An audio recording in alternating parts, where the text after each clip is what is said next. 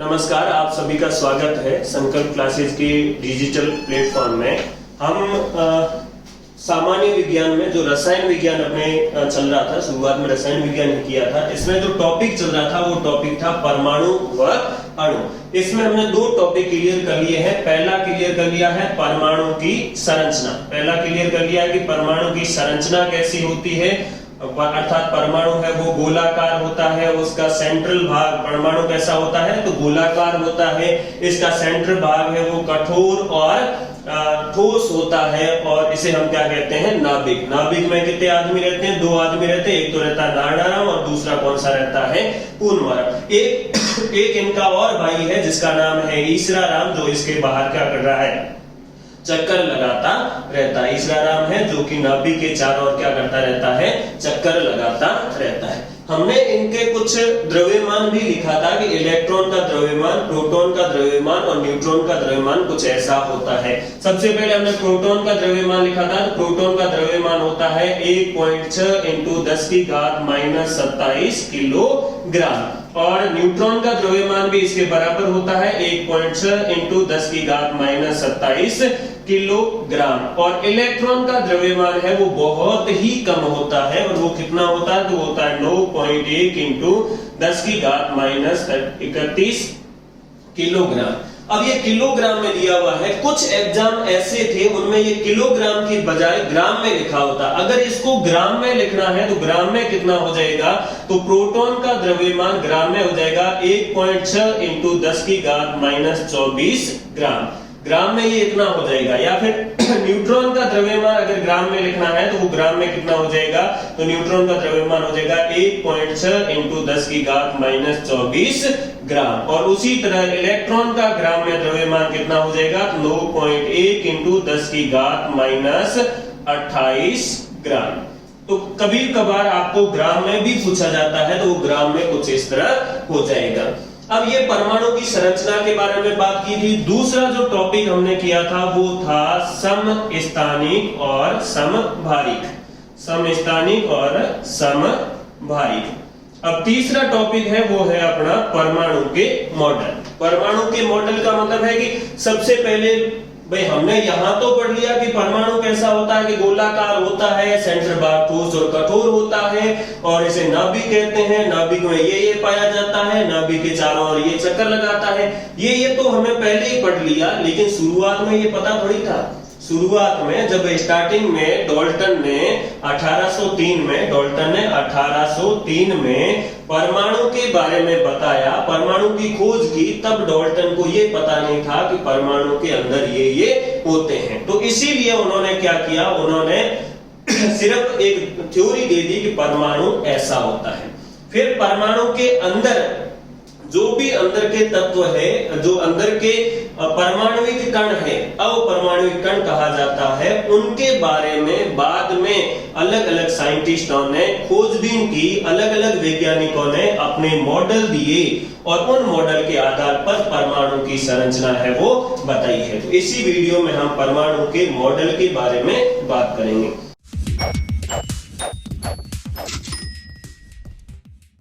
Model के बारे में बात करने से पहले सबसे पहले पता होना चाहिए कि मॉडल क्या होता है। भाई ये मॉडल किसे कहते हैं? मॉडल का मतलब होता है प्रतिरूप। मॉडल का मतलब क्या हो जाएगा? प्रतिरूप। कोई भी चीज ओरिजिनली मौजूद नहीं है, तब हम उसकी जगह उसका एक प्रतिरूप रखते हैं, उसे हम क्या कहते हैं? मॉडल। या फिर अपने मारवाड़ी में कहा जाता है निरुकड़ो है कि मॉडल हुआ जड़ो। तो वो मॉडल क्या है? भाई बाई चांस किसी का रिश्ता देखने गए हैं, किसी का रिश्ता देखने गए हैं, लड़का देखने गए हैं, लड़का खुद मौजूद नहीं है, खुद लड़का मौजूद नहीं है, तो उसके घर वाले क्या कहते हैं? किसी दूसरे को, भाई ए का रिश्ता देखने गए और ए मौजूद नहीं है लेकिन उसकी जगह एक बी लड़का खड़ा है, तो आप क्या करते हो? वो घर वाले दिखा देते ये जो बी दिखाई दे रहा है ना, तो हाँ वो छोरो दिखती है, एड़ो ही है, मोड़ो छोरो है, हाइट है और साइज वगैरह जड़ी है, और थोड़ो काड़ो है, मोड़ो थोड़ो कड़ो है, गुरु है। यानी कि हमने ए खुद मौजूद नहीं था तो उसकी जगह हमने बी का क्या दे दिया? रेफरेंस दे दिया, बी को प्रतिरूप का बता दिया और उसे ही हम क्या कहते हैं? मॉडल। जैसे पृथ्वी, मैं कहूं पृथ्वी गोल है अब आप कहोगे साहब दिखाओ पृथ्वी गोल कैसी है, तो मैं तो आपको उठा के पृथ्वी के चारों ओर चक्कर लगाने से रहा, तब मैं क्या कहूंगा, पृथ्वी का एक छोटा सा प्रतिरूप आपके सामने पेश कर दूंगा, कहूंगा कि देखो ये पृथ्वी का प्रतिरूप है और ये गोल है, इसका मतलब पृथ्वी भी क्या है, गोल। और वो पृथ्वी के मॉडल को हम क्या कहते हैं, तो पृथ्वी के मॉडल को हम कहेंगे ग्लोब। तो अब परमाणु के मॉडल देने का काम किस किस वैज्ञानिक ने किया था, तो सबसे पहले जो वैज्ञानिक आ जाते हैं वो है अपने थॉमसन जी, और थॉमसन ने जो मॉडल दिया था उसे हम कहते हैं थॉमसन का परमाणु मॉडल। परमाणु के मॉडल में जो पहला मॉडल आ जाता है उस मॉडल का नाम है plum pudding model. Plum pudding model है, ये किसने दिया था, तो ये जे थॉमसन ने दिया था। भाई जे थॉमसन ने किसकी खोज कर दी थी, तो जे थॉमसन ने इलेक्ट्रॉन की खोज कर दी। अब जे थॉमसन से पूछा लोगों ने कि साहब ये इलेक्ट्रॉन कहाँ होता है, तो ये इलेक्ट्रॉन साहब परमाणु के अंदर होता है, कि दिखाओ साहब कैसे होता है। अब परमाणु इतना छोटा कि इसको देख पाना संभव नहीं था, तब उन्होंने क्या किया, उन्होंने कहा कि साहब आपने तरबूज तो खाया होगा, आपने क्या खाया होगा, तरबूज खाया होगा, कि साहब खाया है। तो तरबूज में क्या होता है कि तरबूज में एक तो रेड कलर की क्या होती है, गिर होती है, और साथ में क्या पाए जाते हैं, तो साथ में पाए जाते हैं बीज। गिर और क्या पाई जाती है, बीज पाई जाती है। जिस प्रकार गिर के अंदर, गिर तो पूरे मतीरे में फैली रहती है और उसके अंदर बीच बीच में क्या फंसे रहते हैं, बीज। और मतीरा कैसा होता है, कैसा गोल होता है, तरबूज कैसा होता है, गोल होता है। तो उसने कहा जिस प्रकार तरबूज गोल होता है उसी प्रकार परमाणु भी क्या होता है, गोल।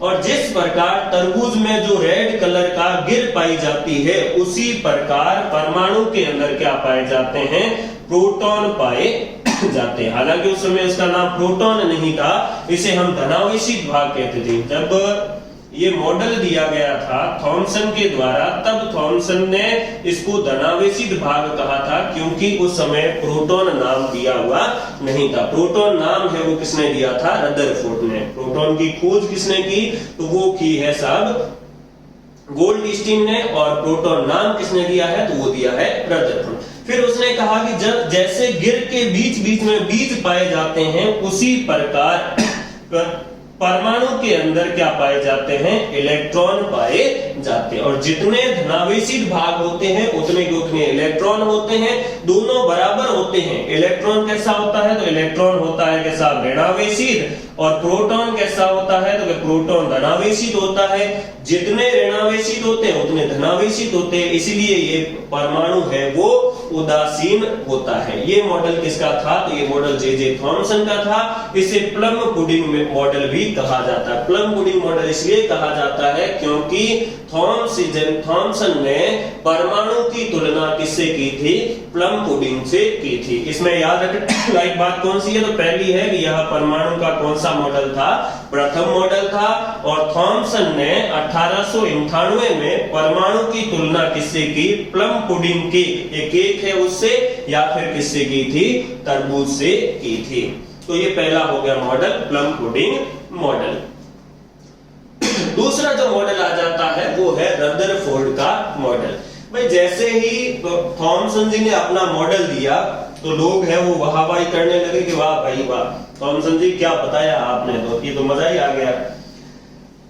काफी समय तक उनका मॉडल चलता रहा, जब तक कि किसने प्रयोग नहीं किया, रदरफोर्ड ने प्रयोग नहीं किया। रदरफोर्ड का एक प्रयोग था जिसे हम कहते हैं स्वर्णपन्नी प्रयोग, और इसी के आधार पर रदरफोर्ड ने अपना परमाणु मॉडल दिया था। इसको स्वर्णपन्नी प्रयोग भी कहा जाता है, या इसका एक और नाम दिया जाता है, इसे अल्फा प्रकीर्णन प्रयोग भी कहा जाता है। स्वर्णपन्नी प्रयोग या इस प्रयोग को क्या कहा जाता है, अल्फा प्रकीर्णन प्रयोग भी कहा जाता है। इसमें उन्होंने क्या किया, एक बहुत ही पतली सोने की पन्नी ली, बहुत ही पतली कितनी, तो वो ली साहब 10 की घात -7 मीटर पतली उन्होंने क्या ली, पन्नी ली। ठीक है, 10 की घात -7 मीटर सोने की पन्नी ली, और उस पन्नी पर उन्होंने अल्फा कणों की क्या कर दी, बौछार कर दी। अल्फा कण है, अल्फा कण किसे कहा जाता है, ये भी क्वेश्चन आता है कि अल्फा कण किसे कहा जाता है। तो जो हीलियम के नाभिक होते हैं, हीलियम के नाभिक है, उन नाभिकों को क्या कहा जाता है, तो उन्हें अल्फा कण कहा जाता है। अल्फा कणों की उन्होंने क्या कर दी, बौछार कर दी। तो उन्होंने देखा कि अल्फा कण की बौछार करने पर अधिकांश अल्फा कण है वो क्या निकल गए हैं, सीधे। अब कैसे पता चलेगा कि सीधे निकले कि नहीं निकले, तो उन्होंने ऐसा एक वृत्ताकार एक पन्नी ले ली है और उस पे उसने क्या कर दिया है, जिंक सल्फाइड का लेप कर दिया। ये जो पन्नी है इसके ऊपर किसका लेप कर दिया है, जिंक सल्फाइड का। अब जिंक सल्फाइड है उस पे क्या होगा कि जैसे ही ये अल्फा कण जाके जिंक सल्फाइड पर टकराएंगे तो वहां पर क्या पैदा होगी, चमक पैदा होगी। इसीलिए इन्होंने जिंक सल्फाइड की क्या कर दी है, वो लेप कर दी है। तो जैसे ही इससे इन्होंने ये जो अल्फा कण है उनको छोड़ा तो अल्फा कण इस पत्ती से निकलकर अलग अलग पार्ट में क्या हुए, टकराए। तो क्या किया, अर्नेस्ट रदरफोर्ड तथा उसके शिष्यों ने 1911 में सोने की पतली झिल्ली मतलब फॉइल ली और उस फॉइल की कणों की बमबारी का प्रयोग किया। और कौन से कण थे, तो वो अल्फा के कण थे, उनकी बमबारी की। सोने की पतली झिल्ली मोटाई कितनी थी, तो वो थी 10⁻⁷ मीटर या 100 नैनोमीटर पर ऊर्जा वाले कण। और ऊर्जा वाले कण कौन से, हीलियम के नाभिक। हीलियम के नाभिक को ही हम क्या कहते हैं, अल्फा कण कहते हैं। कि बमबारी की झिल्ली के चारों तरफ जिंक सल्फाइड से लेपित वर्ताकार पर्दा रखा गया। ये जिंक सल्फाइड से लेपित वर्ताकार पर्दा रखा गया, क्यों रखा गया, जिससे कि बमबारी के बाद कण इस पर्दे से टकराकर फ्लैश मतलब स्फुरदीप्ति चमक उत्पन्न करता है और जिससे हमें क्या पता हो जाती है, कणों की दिशा पता हो जाती है। अब इस प्रयोग से उनके क्या क्या निष्कर्ष निकले या उन्होंने क्या परीक्षण किया, भाई उन्होंने क्या क्या देखा। तो उन्होंने देखा कि जब अल्फा कणों की बौछार की जाती है तो अधिकांश जो अल्फा कण हैं वो इसके अंदर से ये सीधे के सीधे निकल गए। अधिकांश अल्फा कण है वो क्या निकल गए, सीधे के सीधे निकल गए। कुछ अल्फा कण है वो 120 डिग्री के कोण पर विक्षेपित हो गए। विक्षेपित का मतलब है मुड़ गए। जैसे ये कण है तो ये कण यहां जाके और थोड़ा सा ऐसे मुड़ गया। तो कुछ कण है वो 120 डिग्री के ऊपर विक्षेपित हो गए और कुछ कण है वो 90 डिग्री के कोण पर भी विक्षेपित हुए। लेकिन एक कण ऐसा था जो जिस रास्ते गया, ये एक कण ऐसा था जो जिस रास्ते गया था उसी रास्ते क्या आ गया, वापस आ गया। इन्हें तो बड़ा आश्चर्य हुआ कि भाई सारे कण सीधे जा रहे थे, इसके क्या हुआ कि ये वापस आ गया, इसको भी सीधे जाना चाहिए था। इसका मतलब कुछ तो गड़बड़ है दया, कुछ तो गड़बड़ है, ढूंढना ही पड़ेगा। अब एक सीटेट में प्रश्न आया था, वो प्रश्न ये लाइन थी, ठीक है। रदरफोर्ड ने एक लाइन कहा था, क्या कहा था कि इस प्रयोग से प्राप्त प्रेक्षण इतने अनअपेक्षित थे। अनअपेक्षित का मतलब है कि आशा ही नहीं की थी कि ऐसा होगा, ऐसा भी कुछ होगा। स्वयं रदरफोर्ड के शब्दों में, अब जो नीचे वाली लाइन है यही लाइन सीटेट में पूछी गई थी कि यह परिणाम उतना ही अविश्वसनीय था जिससे अगर आप एक 14 इंच के तोप के गोले को टिश्यू पेपर जो शादी वगैरह में जाते हैं उसमें जो थाली होती है उसके ऊपर जो थाली साफ करने के लिए पेपर होता है उसको हम टिश्यू पेपर कहते हैं। गांव के डोगरों को पता नहीं कि वो टिश्यू पेपर खाने की चीज है। बम्पर खाने में गए डोगरे और टिश्यू पेपर है वो देखा तो खाने लगे, तो पीछे से एक डोगरा चिल्लाएगा, अरे उदो बा है, देखो क्यों क्या हो, बिल्कुल ही फीको फटे, मतलब उसने पहले ही टेस्ट कर लिया था। तो टिश्यू पेपर के टुकड़े के ऊपर मारे और वह लौटकर आपको ही चोट पहुंचाए। भाई अगर आपसे ये कहा जाए कि एक तोप का गोला, 14 इंच का तोप का गोला एक बिल्डिंग को उड़ा सकता है और हम कहें कि एक तोप से 14 इंच के तोप के गोले को छोड़ा और वो गोला आगे गया और एक टिश्यू पेपर यानी कि कागज के टुकड़े से टकराकर वापस आ गया और चलाने वाले को ही नुकसान पहुंचा दिया, तो आप क्यों मजाक कर रहे हो, ऐसा थोड़ी हो सकता है। ऐसा तो होगा तो इसका मतलब कोई चमत्कार ही हुआ। और सेम इसमें ही हुआ कि इसमें सारे के कण सीधे सीधे जा रहे थे, लेकिन कितने कणों में से 20,000 कणों में से एक कण ऐसा भी था जो जिस रास्ते गया था उसी रास्ते क्या आ गया, वापस आ गया। तो ये रदरफोर्ड ने परीक्षण किए थे, रदरफोर्ड को दिखाई दिया कि कुछ ऐसा हुआ है।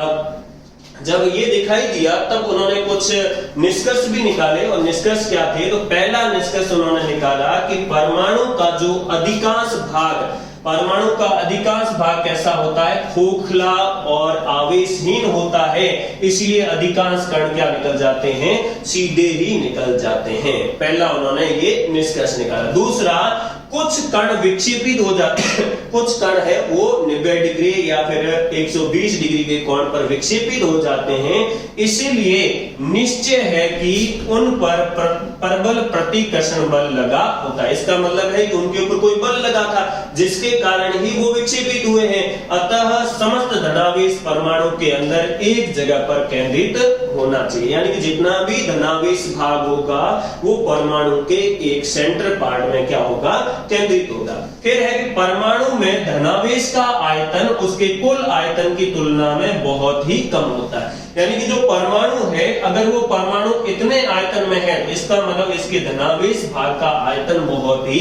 कम होगा। इस धनावेशित आयतन को उन्होंने नाम क्या दिया, नाभिक। तो ध्यान रखना, नाभिक की खोज रदरफोर्ड ने की और कौन से प्रयोग द्वारा की, अल्फा प्रकीर्णन प्रयोग द्वारा की थी। परमाणु का व्यास लगभग कितना होता है, 10 की घात -10 मीटर, 10 की घात -10 मीटर होता है, ठीक है। तथा नाभिक का व्यास कितना होता है, वो होता है 10 की घात -15 मीटर। नाभिक का जो त्रिज्या हमने ज्ञात की थी वो पिछली बार भी लिखी थी कि कितनी होती है, 10 की घात -15 मीटर, और परमाणु की कितनी होती है, तो वो होती है 10 की घात -10 मीटर। नाभिकीय त्रिज्या को किसमें मापा जाता है, फर्मी में। पिछले बार हमने जब परमाणु की संरचना पढ़ रहे थे उस समय हमने कहा था कि जो परमाणु की त्रिज्या है वो किसमें मापी जाती है, तो वो मापी जाती है नैनोमीटर में, और 1 नैनोमीटर बराबर होता है 10 की घात -9 मीटर। जबकि जो नाभिक की त्रिज्या है, ये नाभिक है, इसकी जो त्रिज्या होगी इस त्रिज्या को हम किसमें मापेंगे, फर्मी में मापेंगे, और 1 फर्मी बराबर कितना हो जाएगा, तो वो हो जाएगा 10 की घात -15 मीटर, 10 की घात -15 मीटर। अब जो रदरफोर्ड है उसका मॉडल क्या है, तो रदरफोर्ड ने जो मॉडल दिया था वो मॉडल ऐसा है। इसी जो रदरफोर्ड ने प्रयोग किया था, इसी प्रयोग के आधार पर उन्होंने अपना मॉडल है वो प्रस्तुत किया था। तो रदरफोर्ड के मॉडल की बातें कौन कौन सी है, पहली बात आ जाती है कि परमाणु का संपूर्ण धनावेश, परमाणु का संपूर्ण धनावेश तथा द्रव्यमान उसके मध्य नाभिक में केंद्रित होता है, यानी कि एक परमाणु का जितना भी भार होगा वो भार और धनावेश भाग जिसको हमने प्रोटॉन कहा है, क्योंकि धनावेश किसके ऊपर होता है, प्रोटॉन के ऊपर ही होता है। तो प्रोटॉन और साथ में न्यूट्रॉन, क्योंकि न्यूट्रॉन की खोज उस समय नहीं हो रखी थी, तो उन्होंने कहा कि जितना भी धनावेशित भाग और जितना भी द्रव्यमान है एक परमाणु का वो उसके नाभिक में केंद्रित रहता है, पहला कथन। दूसरा, परमाणु का अधिकांश भाग रिक्त होता है, परमाणु का अधिकांश, बाकी जो बचा हुआ भाग है वो खाली होता है, जिसमें चारों ओर इलेक्ट्रॉन वृत्ताकार पथ में तीव्र गति से घूमते हैं। इस खाली पथ में, इस खाली जो भाग है, इस खाली भाग में इलेक्ट्रॉन है वो चक्कर लगाते हैं और वो तेजी से कौन से पथ पर घूमते हैं, वृत्ताकार पथ पर घूमते हैं, और इन वृत्ताकार पथों को क्या नाम दिया गया, कक्षा कहा गया। इन वृत्ताकार पथों को क्या कहा गया, कक्षा। जैसे ही रदरफोर्ड ने ये लाइन कही, क्या लाइन कही कि सारा का सारा धनावेशित भाग कहां पाया जाता है, सेंटर में, और इलेक्ट्रॉन कहां पाया जाता है, इसके चारों ओर पाया जाता है चक्कर लगाती हुई। तो यहां पर कौन सा मॉडल फेल हो जाता है, थॉमसन का मॉडल, और वो मॉडल कौन सा था, प्लम पुडिंग मॉडल। वो मॉडल फेल हो गया, क्यों, क्योंकि थॉमसन ने क्या कहा था कि पूरे के पूरे परमाणु में प्रोटॉन बिखरे रहते हैं और उसके बीच बीच में क्या पाए जाते हैं, इलेक्ट्रॉन। जबकि रदरफोर्ड ने बकायदा प्रयोग द्वारा सिद्ध करके बता दिया कि जो जितना भी धनावेशित भाग अर्थात प्रोटॉन है वो कहां पाए जाते हैं, सेंटर में, और उसे उसने नाम क्या दिया, नाभिक नाम दिया। फिर कहा परमाणु विद्युत उदासीन होता है, अर्थात परमाणु के ऊपर कोई चार्ज नहीं होता, न तो इसके ऊपर धनावेश होता है और न ही ऋणावेश होता है। क्यों? क्योंकि अतः निश्चित है रूप से परमाणु में जितने इलेक्ट्रॉन होते हैं उतनी ही संख्या में नाभिक में क्या पाए जाते हैं, प्रोटॉन उपस्थित होते हैं, क्योंकि प्रोटॉन के ऊपर धनावेश है और इलेक्ट्रॉन के ऊपर क्या पाया जाता है, ऋणावेश। तो इसका मतलब फिक्स है कि जितने प्रोटॉन होंगे उतने के उतने इलेक्ट्रॉन होंगे, और दोनों की संख्या बराबर माइनस और प्लस दोनों की चार्ज की संख्या बराबर होने के कारण परमाणु कैसा हो जाएगा, विद्युत उदासीन हो जाएगा। अब जो रदरफोर्ड का परमाणु मॉडल है, इस मॉडल को सौर प्रतिरूप भी माना जाता है। ये थोड़ा सा इंपॉर्टेंट क्वेश्चन है कि जो रदरफोर्ड का मॉडल है इसको क्या माना जाता है, सौर मॉडल का प्रतिरूप भी माना जाता है। सौर मॉडल का प्रतिरूप इसलिए माना जाता है कि हम जानते हैं जो अपना सौर मंडल है उसमें सूर्य केंद्र है और उसके चारों ओर अलग अलग कक्षा में जो ग्रह है वो क्या करते रहते हैं, चक्कर लगाते रहते हैं। और उसी प्रकार यहाँ पर नाभिक केंद्र हो जाएगा, नाभिक के चारों ओर अलग अलग कक्षाओं में अलग अलग ऑर्बिट में कौन चक्कर लगाएगा, तो वो इलेक्ट्रॉन चक्कर लगाता रहता है। तो इस मॉडल में इलेक्ट्रॉन नाभिक के चारों तरफ अलग अलग कक्षा में इस प्रकार घूमते हैं जैसे विभिन्न ग्रहों के चारों तरफ विभिन्न कक्षाओं में घूमते हैं। ठीक है, विभिन्न ग्रह सूर्य के चारों तरफ क्या करते हैं, विभिन्न कक्षाओं में घूमते हैं, उसी प्रकार इलेक्ट्रॉन यहाँ पर नाभिक के चारों ओर घूमते हैं। इस प्रकार यह मॉडल परमाणु की संरचना की व्याख्या करने का मूलभूत आधार बना, परंतु कुछ तथ्यों को समझा नहीं पाया। हालांकि इस मॉडल ने परमाणु की संरचना को काफी अच्छी तरीके से बताया, लेकिन कुछ तथ्य थे जिनको ये मॉडल बनाने में असफल रहा था, और उसे हम पढ़ते हैं रदरफोर्ड मॉडल की कमियां।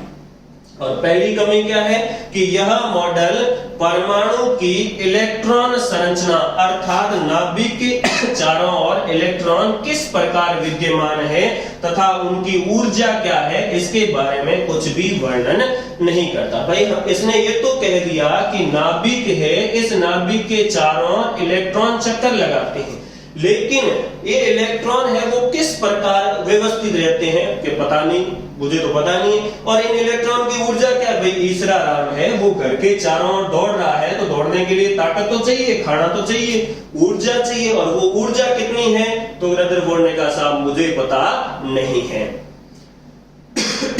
नेक्स्ट उन्होंने कहा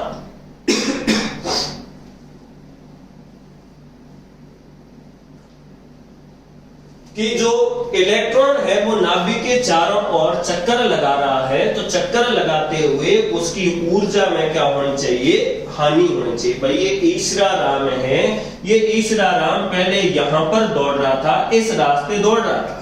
अब इसको भाई एक दिन दौड़ेगा कि 2 दिन दौड़ेगा, कितने दिन दौड़ेगा, आखिर उसकी ऊर्जा क्या होगी, खत्म होगी। लगातार दौड़ रहा है तो ऊर्जा खत्म होती जाएगी। तो पहले तो इस रास्ते चक्कर लगा रहा था, फिर ये धीरे धीरे क्या होगा, नाभिक के नजदीक चक्कर लगाना शुरू कर देगा, और नजदीक चक्कर लगाते लगाते एक कंडीशन ऐसी आएगी कि वो किसके अंदर गिर जाएगा, नाभिक के अंदर, यानी कि ईसरा राम की ऊर्जा बिल्कुल खत्म हो जाएगी और ईसरा राम जी का राम नाम सत्य हो जाएगा। अगर इलेक्ट्रॉन नष्ट हो जाएगा, ईसरा राम जी नष्ट हो जाएंगे, तो इसका मतलब परमाणु भी नष्ट हो जाएगा, परमाणु का अस्तित्व भी खतरे में चला जाएगा। लेकिन हमने पहले ही पढ़ा है कि परमाणु कैसा होता है, अजर होता है और अमर होता है। किसी भी रासायनिक अभिक्रिया में परमाणु को न तो उत्पन्न किया जा सकता है और न ही नष्ट किया जा सकता है। तो लोगों ने पूछा कि रदरफोर्ड जी ये बताइए कि ये इलेक्ट्रॉन इस नाभिक के चारों ओर चक्कर लगाते हुए नाभिक के अंदर क्यों नहीं गिरता, इसकी ऊर्जा नष्ट क्यों नहीं होती। तो रदरफोर्ड ने कहा साहब मेरे हाथ खड़े हैं, मेरे जोड़े पकड़ो मन ठाकुर। तो रदरफोर्ड की जो कमियां थी, इन कमियों को दूर करने के लिए अगला बंदा आ जाता है जिसका नाम है नील्स बोर।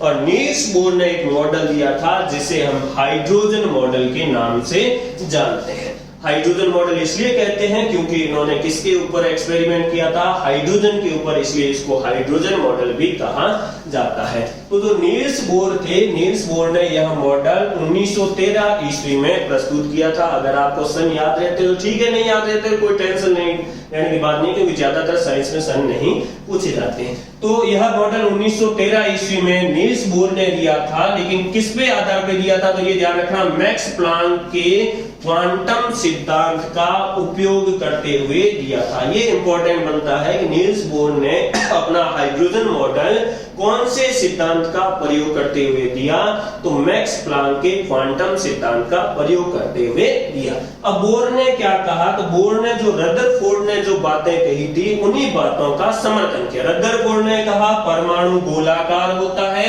नील्स बोर ने कहा बिल्कुल सही बात है, परमाणु गोलाकार होता है। रदरफोर्ड ने कहा इसका सेंटर भाग ठोस और कठोर होता है जिसे नाभिक कहते हैं, कि ये बात भी आपकी सही है। फिर रदरफोर्ड ने कहा कि नाभिक के अंदर प्रोटॉन पाए जाते हैं, नील्स बोर ने कहा बिल्कुल सही बात। और प्रोटॉन के अलावा जो इलेक्ट्रॉन है वो नाभिक के चारों ओर निश्चित वृत्ताकार मार्ग में चक्कर लगाते हैं, जिनको क्या कहा जाता है, कक्षा कहा जाता है। इसी जगह उन्होंने क्या किया, संशोधन क्या किया, एक इलेक्ट्रॉन नाभिक के चारों ओर निश्चित वृत्ताकार पथ पर चक्कर लगाते हैं, जिन्हें क्या कहा जाता है, कक्षा कहा जाता है। जैसे K कक्षा, L कक्षा, M कक्षा, N कक्षा। उन्होंने नाम दे दिया कि इस प्रकार की कक्षाओं में इलेक्ट्रॉन क्या करते रहते हैं, चक्कर। पहली जो कक्षा, ये फर्स्ट कक्षा है नाभिक के चारों ओर, इस फर्स्ट कक्षा को नाम क्या दे दिया, K। और सेकंड कक्षा है तो सेकंड कक्षा को क्या नाम दे दिया, L। थर्ड को M और चौथी कक्षा है उसको क्या नाम दे दिया, N। तो नाभिक से बाहर की तरफ जैसे जैसे चलते जाते हैं निश्चित मार्ग आ जाते हैं, निश्चित मार्ग को क्या कहा जाता है, कक्षा। इन कक्षाओं को एक और नाम दिया गया है, इन कक्षाओं को क्या कहा जाता है, ऊर्जा स्तर भी कहा जाता है। तो ये अलग अलग क्या थे, ऊर्जा स्तर थे। फिर दूसरी लाइन उन्होंने कही कि जब इलेक्ट्रॉन इन कक्षाओं में क्या लगाते हैं, चक्कर लगाते हैं, तो उनकी ऊर्जा का विकिरण नहीं होता। जब एक इलेक्ट्रॉन इस कक्षा में, पहली कक्षा में चक्कर लगा रहा है, तब इसकी ऊर्जा की हानि होती नहीं है। यानी कि इजराराम दौड़ रहा है तो इसकी दौड़ने के अंदर दौरान ताकत खत्म होती नहीं है, क्योंकि ये अपने आप है, वो फ्रीली दौड़ रहा है, यानी कि इसके ऊपर ज्यादा इसको मेहनत नहीं करनी पड़ रही है। लेकिन अगर ईसराराम इस कक्षा को छोड़कर ऊपर वाली कक्षा में दौड़ने के लिए जाएगा, तब इसको यहां से यहां जाने में ऊर्जा की जरूरत पड़ेगी। या फिर ईसराराम इस चौथी कक्षा से तीसरी कक्षा में दौड़ने के लिए आएगा, तो चौथी कक्षा में दौड़ने के लिए ऊर्जा ज्यादा चाहिए थी, तीसरी कक्षा में कम चाहिए थी। तो जो कम ऊर्जा, जितनी भाई यहां तो ज्यादा चाहिए थी, यहां कम चाहिए थी, इसका मतलब इसके पास जो ज्यादा ऊर्जा थी उस ऊर्जा को ये बाहर निकाल देगा, और यहां से यहां जाने के लिए उसको ऊर्जा चाहिए, तब वो ऊर्जा को क्या करेगा, अवशोषित करेगा। और दूसरा, इन कक्षाओं को क्या कहा जाता है, ऊर्जा स्तर भी कहा जाता है। ये जो कक्षाएं हैं, इन कक्षाओं को क्या कहा जाता है, ऊर्जा स्तर भी कहा जाता है। नेक्स्ट है किसी परमाणु द्वारा, में इन्होंने आगे कहा कि किसी परमाणु द्वारा ऊर्जा का अवशोषण या उत्सर्जन केवल तभी किया जाता है जब इलेक्ट्रॉन एक ऊर्जा स्तर से दूसरे ऊर्जा स्तर अर्थात एक कक्षा से दूसरी कक्षा में जाता है। भाई यही अभी मैंने बताया था कि एक इलेक्ट्रॉन है, वो अगर पहली कक्षा में, पहली कक्षा को K कक्षा कहा है, उस K कक्षा को छोड़कर अगर वो ऊपर वाली कक्षा में जाता है, तो यहाँ उसको ईसराराम को दौड़ने के लिए कम ताकत चाहिए थी और यहाँ दौड़ने के लिए ज्यादा ताकत चाहिए। तो इसका मतलब उसको थोड़ी सी ऊर्जा ग्रहण करनी पड़ेगी, और तब क्या होगा, तब होगा ऊर्जा का अवशोषण। लेकिन अगर इसका उल्टा हो जाए कि ईसराराम जी दूसरी कक्षा में दौड़ रहे थे और यहां से वो कहां चले जाए, पहली कक्षा में, तो यहां तो उनके पास ऊर्जा ज्यादा थी, यहां ऊर्जा उनको कम चाहिए, तो जो एक्स्ट्रा एनर्जी है, अतिरिक्त ऊर्जा है, उसको वो क्या करेंगे, बाहर निकालेंगे, और बाहर निकालेंगे तब ऊर्जा का क्या होगा, उत्सर्जन होगा। कक्षा की त्रिज्या जितनी अधिक होगी ऊर्जा का मान उतना ही अधिक होता है। जैसे जैसे नाभिक से हम बाहर की ओर चले जाते हैं, कक्षा की त्रिज्या क्या होती जाती है, बढ़ती जाती है। अब जितनी त्रिज्या ज्यादा होगी उतना ही ऊर्जा का मान भी क्या होगा, ज्यादा होगा, ऊर्जा ज्यादा चाहिए। फिर अगला कथन उन्होंने कहा था कि चक्कर लगाते हुए इलेक्ट्रॉन का कोणीय संवेग है जिसको mvr से दर्शाते हैं, वो nh/2π के बराबर होता है। अर्थात जो कोणीय संवेग जिसको mvr से लिखा जाता है वो होता है nh/2π के बराबर। अर्थात mvr बराबर क्या हो जाएगा, nh/2π, जहां m क्या हो जाएगा, इलेक्ट्रॉन का द्रव्यमान, v क्या हो जाएगा, इलेक्ट्रॉन का वेग, r इलेक्ट्रॉन की त्रिज्या। ये m है वो क्या हो जाएगा, इलेक्ट्रॉन का द्रव्यमान, v इलेक्ट्रॉन का वेग और r क्या है, तो r इलेक्ट्रॉन की त्रिज्या, जिस मार्ग में चक्कर लगा रहा है वहां की त्रिज्या। और n क्या है, तो n का मान 1 2 3 4 ऐसे आगे बढ़ता जाएगा। h यहाँ पर क्या है, तो h प्लांक स्थिरांक है। यहाँ क्वेश्चन पूछा जाता है प्लांक स्थिरांक का मान कितना होता है, तो वो होता है 6.63 into 10⁻³ जूल सेकेंड। और फिर यहाँ पाई, और पाई का मान तो आप जानते हैं कितना होता है, 22/7 या फिर 3.14, जो कि मैथ्स का एक फिगर है। नेक्स्ट आ जाता है बोर-बरी नियम। ये जो बोर ने अपना मॉडल दिया था, इसके साथ ही एक बरी और साइंटिस्ट था, उन दोनों ने मिलकर भी एक अपना नियम प्रस्तुत किया इस मॉडल के बाद, और उस नियम को हम क्या कहते हैं, बोर-बरी नियम कहते हैं। अब बोर-बरी नियम में क्या है कि एक कक्षा में अधिकतम इलेक्ट्रॉन की संख्या कितनी हो सकती है, 2n² हो सकती है। हमने अभी बात की है कि कक्षाएं हैं अलग अलग, कौन कौन सी कक्षा है, पहली कक्षा K, दूसरी L, तीसरी M, चौथी कौन सी कक्षा है, N। तो एक कक्षा में अधिकतम इलेक्ट्रॉन कितने हो सकते हैं, तो अधिकतम इलेक्ट्रॉन हो सकते हैं 2n², जहां n क्या है, तो n कक्षा का नंबर है। फिर इन्होंने कहा कि किसी परमाणु की दी गई कक्षा में इलेक्ट्रॉन तब तक स्थान नहीं लेते जब तक उससे पहले वाली कक्षा, भीतरी कक्षा पूरी भर नहीं जाती। जैसे मान लीजिए आपको ये दिया हुआ एक परमाणु है, इसकी ये पहली कक्षा K है और ये पहली दूसरी कक्षा कौन सी है, N। तो कभी भी इलेक्ट्रॉन है वो डायरेक्ट L में जाके चक्कर नहीं लगाएंगे, ठीक है। पहले अगर K खाली है, ये मार्ग खाली है, तो सबसे पहले इस आराम से कहां दौड़ेंगे, यहीं दौड़ेंगे। क्यों दौड़ेंगे, क्योंकि भाई यहाँ ऊर्जा कम चाहिए, तो सबसे पहले तो वो कहां दौड़ेंगे, अंदर वाली में। अगर जब अंदर वाली पूरी भर जाएगी, यहाँ मतलब 2 जने दौड़ सकते हैं या 3 दौड़ सकते हैं, जब पूरी जगह भर जाएगी तब कहां दौड़ा जाएगा, बाहर वाली कक्षा में। तो किसी भी परमाणु की दी गई कक्षा में इलेक्ट्रॉन तब तक स्थान नहीं लेते जब तक कि उससे पहले वाली भीतरी कक्षा है वो पूरी तरह भर नहीं जाती। अब एक कक्षा में अधिकतम इलेक्ट्रॉन कितने हो सकते हैं, तो पहली कक्षा हो गई K, तो K का नंबर कितना है, 1 नंबर। तो अधिकतम इलेक्ट्रॉन का फॉर्मूला है 2n², तो 2 गुणा 1 का स्क्वायर, क्योंकि नंबर कितना है यहाँ पर 1, तो कितना आ सकता है 2। पहली जो K कक्षा है उसमें अधिकतम इलेक्ट्रॉनों की संख्या कितनी हो सकती है, 2। दूसरी कक्षा आ जाती है L, तो L का नंबर कितना हो गया, L का नंबर हो गया 2, तो 2 गुणा 2 का स्क्वायर, 2 का स्क्वायर करते ही कितना आ जाएगा, 8। दूसरी कक्षा में अधिकतम इलेक्ट्रॉनों की संख्या कितनी हो सकती है, 8। तीसरी में हो सकती है 18 और चौथी में कितनी हो सकती है, 32। तो ये क्वेश्चन भी पूछा जाता है कि एक कक्षा में अधिकतम इलेक्ट्रॉनों की संख्या कितनी हो सकती है। अब भाई यहाँ पर भी कुछ कमियां आ गई कि भाई बोर का मॉडल भी इतना परफेक्ट नहीं था, बोर के मॉडल में भी कुछ कमियां थी। और क्या कमियां थी, तो पहली कमी आ जाती है कि हाइड्रोजन स्पेक्ट्रम से प्राप्त द्विक रेखाओं की व्याख्या करने में ये मॉडल क्या रहा, असफल रहा। कुछ रेखाएं, स्पेक्ट्रम रेखाएं प्राप्त होती, ऊर्जा की कुछ बंडल प्राप्त होती जिनको स्पेक्ट्रम कहा जाता है, और वो स्पेक्ट्रम कैसे प्राप्त हो रहे हैं, क्या है, उनके बारे में बोर नहीं बता पाया। दूसरा, भारी तत्वों के स्पेक्ट्रम की व्याख्या यह नहीं कर सका।